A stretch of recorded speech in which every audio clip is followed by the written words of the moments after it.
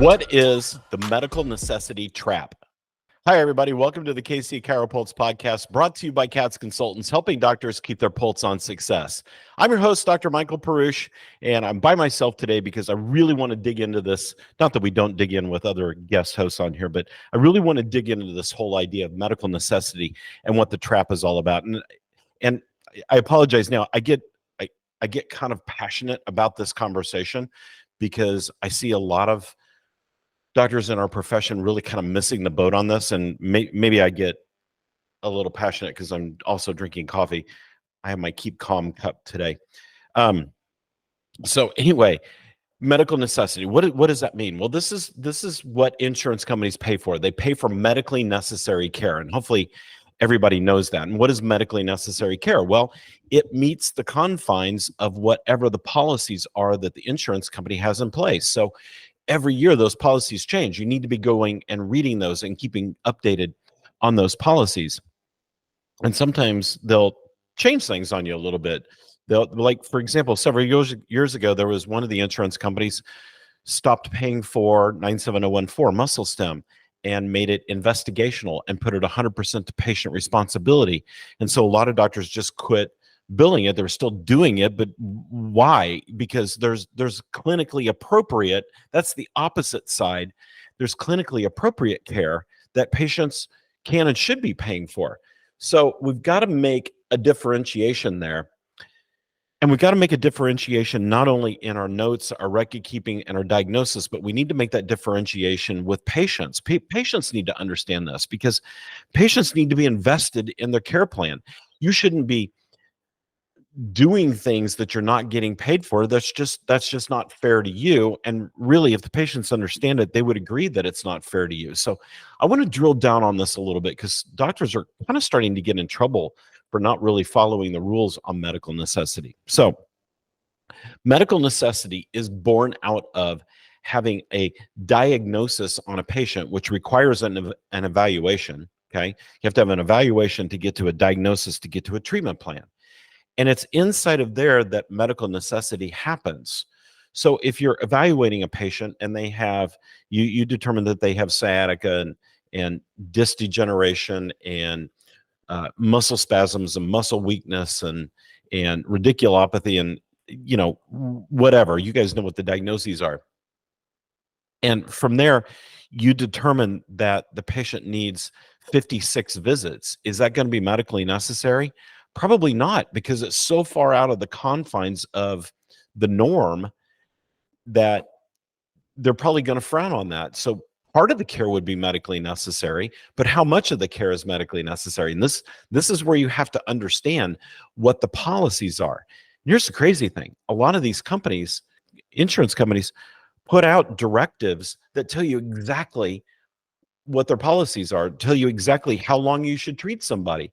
They tell you exactly what your diagnosis is and how that relates back to the number of visits you get. And this is where the trap happens. So if you're billing an insurance company and you haven't started care off with showing the insurance company that you've done an exam, and how do we show the insurance company that we've done an exam? We bill a 99202 to a 205 or a 99211 to a 215. Really, it's probably 99202, 99203, 99212, 99213. Those are the primary exam codes. But that's how you tell the insurance company that you've done an evaluation far deeper than just palpation and range of motion. You've done a full-blown, meets the confines of the diagnosis E&M, meets the confines of the E&M codes. Need a sip of coffee. It meets the definition of the E&M codes. And you've got a diagnosis that matches up to that. So your exam, your diagnosis, your treatment plan all tells this story. So for example, if you have a patient that comes in and has a subluxation and a sprain strain injury, let's say in the low back, okay, and that's your diagnosis, a subluxation and a sprain strain injury. Okay, does that get 24 visits? No, probably not. Does it get 4 to 6 visits? Yeah, probably so. So this is where you have to be careful, because if you're submitting sprain strain and a subluxation and you're billing visit number 18 on this patient, you might be throwing up some red flags, and the insurance company might say, let's go audit those records. Let's request those records and see what they're doing. Could there be a reason why you should still be treating the patient? Yes, I'm not saying there's not, but what we do sometimes is we inadvertently put ourselves on the radar screen with the insurance companies. That's the trap. Okay, that's the trap. Is we want to try to avoid that as much as we can, because let me ask you a question. Are audits fun? No. Are they time consuming? Yes. By the time you get all those records and things put together and review them for completeness, etc. And of course, you never change a note along the way. You can do an addendum, but you don't change a note. But making sure that all the T's are crossed and I's are dotted and your signature's on there and the dates are good. Once you do all that, you've spent a lot of time to do that. Now, on one case, is it going to be a lot of time? No, but we've seen instances where insurance companies are requesting 20, 30, 40 cases at a time. Holy cow, that's a time trap right there, let alone a fearful issue, because once they go through them, what if they find something wrong? What happens? Well, they want money back. So the insurance companies have, in my opinion, actually done us a favor.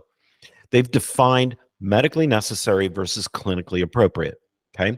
So simplest way to explain it, medically necessary is acute care. Clinically appropriate is wellness care, maintenance care. Those kind of things are clinically appropriate. You, as the doctor in clinically appropriate land, get to determine by your expertise and education and your evaluation whether the patient is in medically necessary care, needs to be in medically necessary care, or if they're in clinically appropriate care. You get to decide that. But far too often, we're just trying to shove all the patients into medically necessary so their insurance company will pay for it, because we want the patient to only have their insurance company paying for care. Why? Let's educate our patients on the idea of clinically appropriate care. And those of you that have wellness clinics and you're really good at moving patients over to maintenance and they're paying cash for care, bravo, bravo, you figured it out. You figured it out. You've also figured out something else. In clinically appropriate land, you have control over your fees and your profits. Okay, we're going to hold off on that for just a second. We need to get a word from our sponsor in here, but I want to come back and I want to talk a little bit more about what the insurance companies are watching for. I want to talk a little bit more about proving medical necessity. And I want to talk about the diagnosis changing game that we often do to keep patients on insurance. So hang tight. We'll be right back. Here's a quick message from our sponsor, Katz Chiropractic Business Advisors.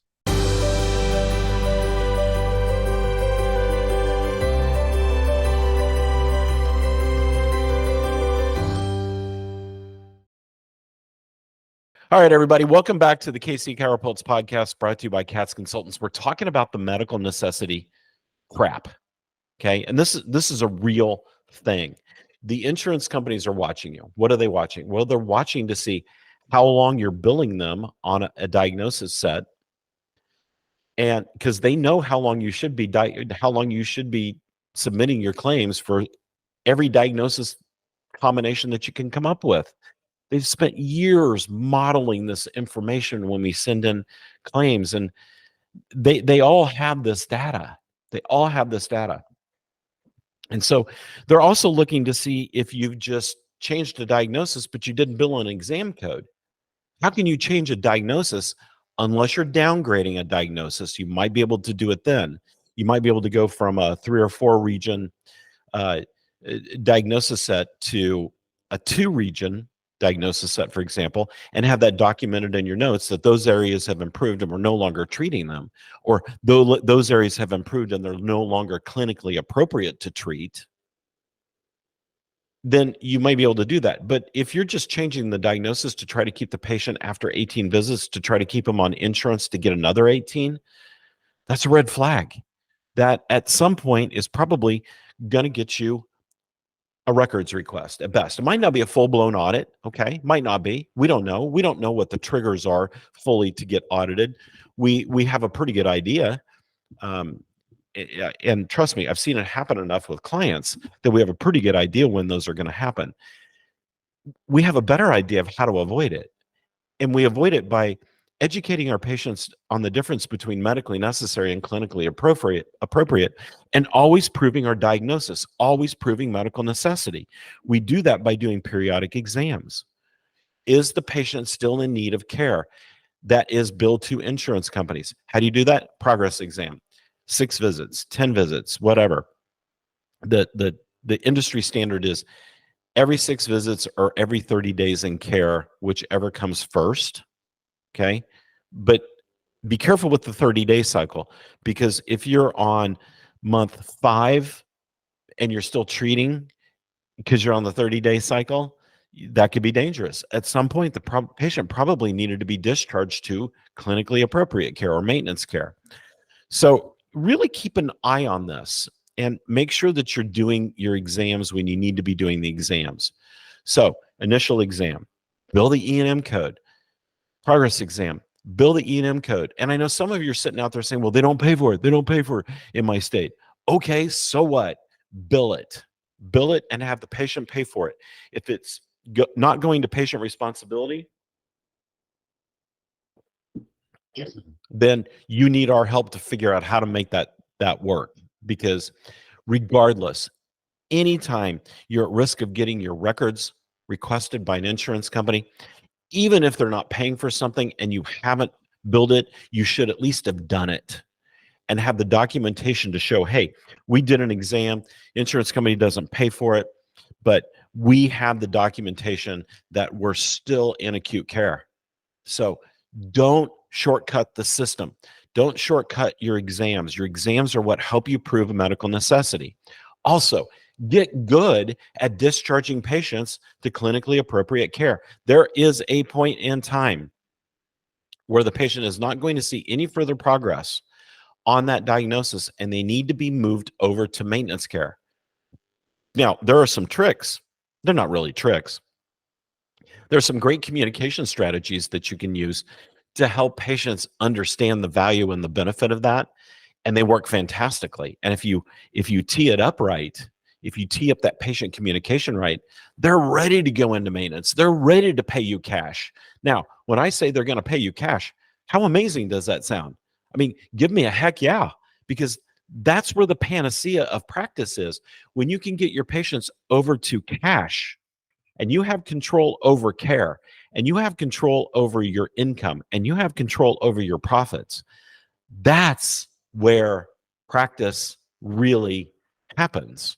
Because on the other side, yes, you want your patients to be able to use their insurance to a point where it's compliant. You've got to train them that you can't use it forever. You've got to train them that just because they get 30 visits a year or whatever it might be, that they don't get all that on one diagnosis necessarily, unless they're so bad, they're in so much acute distress that you can document the need for that many visits. So you've just really got to think about how you put your treatment plans together, how you're proving medical necessity, how you're driving that patient down the path of understanding what part of care is the insurance company's responsibility and what part of care is their responsibility. And again, if your messaging is correct, then it works. If your messaging isn't correct, then your patients are going to drop out of care, and you're going to be under this constant barrage of needing more and more new patients all the time to replace them. What we want to do is we want to build a practice, right? We want to build a practice. But if you're constantly on the treadmill of new patients because everybody's dropping out because you're not differentiating medically necessary care between clinically appropriate care, then you're shooting yourselves in the foot and you're creating a practice model that is really hard to sustain. So I'm going to get off my high horse about this a little bit. I've probably beat this to death, but I think this is just an incredibly appropriate topic. And, you know, we're kind of here at the end of the year, beginning of the year. These are great times to make some procedural changes in your practice.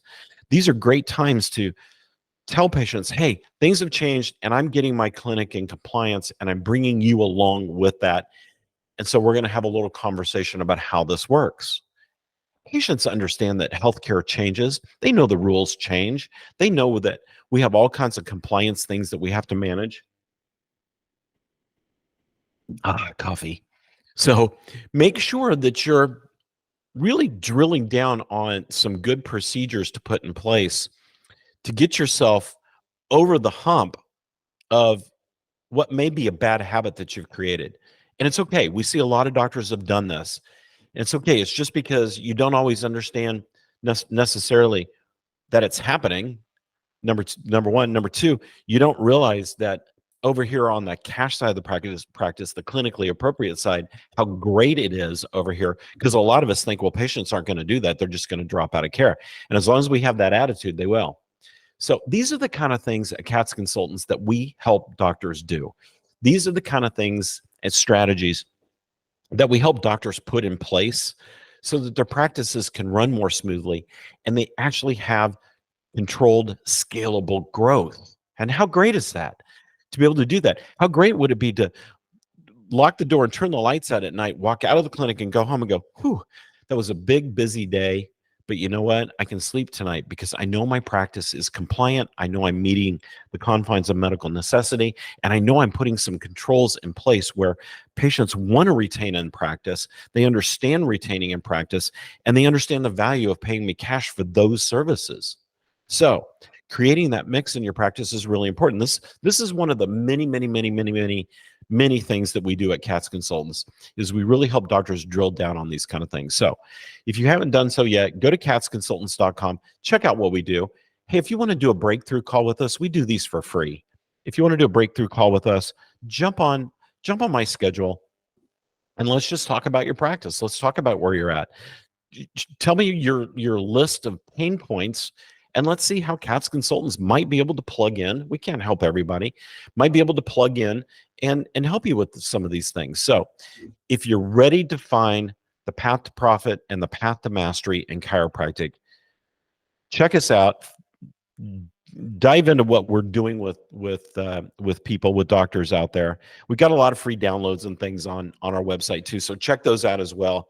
And I can see the sun shining through on me today. So it's a good day here at CATS. So, all right, everybody, I'm checking out. So thanks for listening. Be sure to subscribe to the podcast, and we appreciate you listening. From all of us here at CATS Consultants, have an amazing day.